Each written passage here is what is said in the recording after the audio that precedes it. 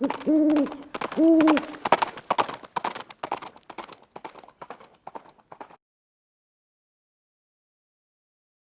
folks, it's Viejo here, and we are into the last weekend of November in 2023, just a couple days after Thanksgiving holiday.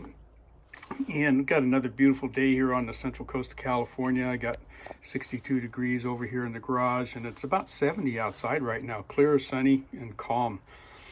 Hey, I've got an unboxing here that we're going to do, and this came in the mail just a few minutes ago, and it's something that I wasn't expecting. And when I looked at the return address, then I had an idea what this is. So let's go ahead and get this open. All right, I've got the flap opened up, and this is coming to me from our friend CW Longshot. And as I said, I think I know what this is. It's about something we were discussing not long ago. Yeah, I guess I don't have it quite open enough. Do that, and that should have it.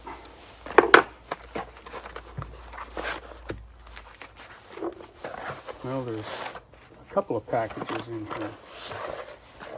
That's packing. We'll put that back in there. Put that in there. And let's go ahead and take care of this tape. The same thing over here. I think these are both probably the same thing.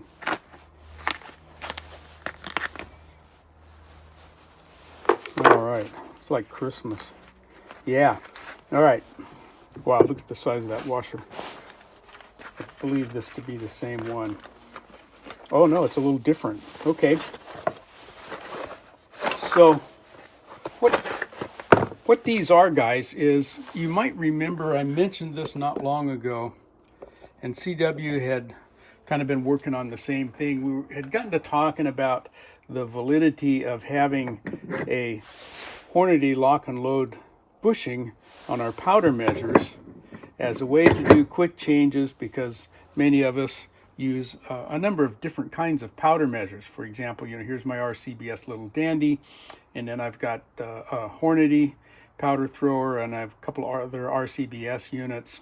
Okay, and without some kind of a quick change, unless you want to have multiple stations set up on your bench, which I just don't have the room for, you're kind of stuck with unscrewing these guys and putting a lock nut on them and so forth. And the lock and load quick change, you could do the same thing maybe with a Lee breech lock system, but this really kind of saves the day. Well, the next step then for me, and this is what CW and I were talking about, was finding a way to come up with some kind of a storage rack system where we could have, all of our multiple powder throwers readily available on the desk somewhere, yet still out of the way. So CW got the welder out and tried a couple of different things. Here's one that he tried. Okay, and again, that's on just kind of a little piece of angle iron there, okay, with a piece of tubing there.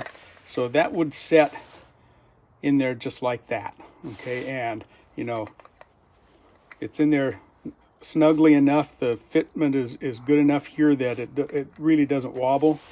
And then you could just simply take this and, drill into a piece of 2x or come up with a way to mount it on, someplace on your wall. And then he thought, well, we'll try this one with just a big washer and see how that worked. And that works really well also. There's plenty of meat here on the bottom of this bushing that those guys would set on there just like that. So he sent me both of these two styles, and I've got to do a little R&D here to figure out how I'm going to mount these. Again, I'm thinking, up on the edge of a piece of 4x4, maybe 3x3 would do, but I got to come up with something that's wide enough at the base that this cantilever out here won't topple the whole thing over. So it maybe need a foot or something coming out from the bottom. Could even do an open box structure of some kind out of wood. I'll think about it a little bit. All right, buddy. Hey, thanks a lot. You didn't have to do that, but I'm thankful that you did. And I'm going to have some fun kind of messing around with these, seeing which one is going to kind of work the best. They're both really good ideas. And, you know, relatively inexpensive as far as cost goes. Okay, I think that's going to do it. Thanks again, CW. Very much appreciated, my friend. Something that you clearly did not have to do.